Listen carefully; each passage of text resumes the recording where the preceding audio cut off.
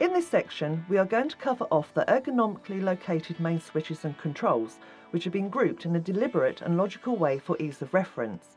Some of these features we will be demonstrating further out on the road in the driving sections. Let's start with this switch here. This will put on the reading light above the passenger seat. Next to this, you have the isolation switch for the reversing beeper. Here you have the switch for the nighttime running lights and cab interior lights. And next to this, you have the switch to unlock and lock the passenger door, and adjacent to this, the night heater. Below these, we have the charging and auxiliary connections for your device. Here you have the adaptive cruise control, or ACC. This is defaulted to on when engaging cruise control, but you can turn it off and back on using the switch. The switch adjacent allows you to decrease and increase the distance between yourself and the vehicle in front. Moving down, you have the switch for the self-leveler for the ECAS. And next to this is the lane departure warning system.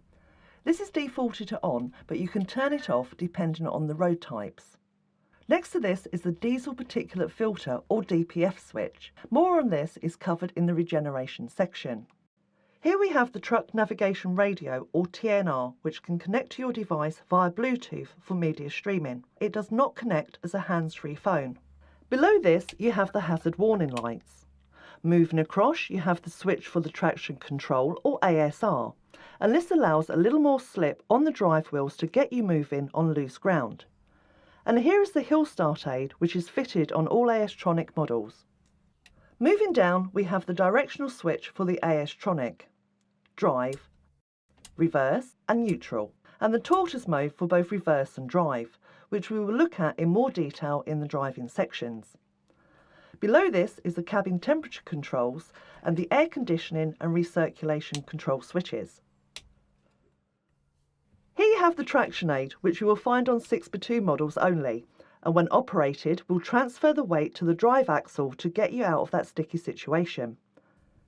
Next to this is the lift axle on 6x2 models, which when unladen allows for a longer tyre life.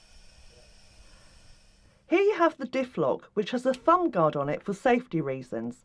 The diff lock should only be engaged when the vehicle is stationary and in neutral. The PTO here can be either engine or gearbox driven. There are programmable features which allow the PTO to remain engaged or not whilst in drive depending on your operation.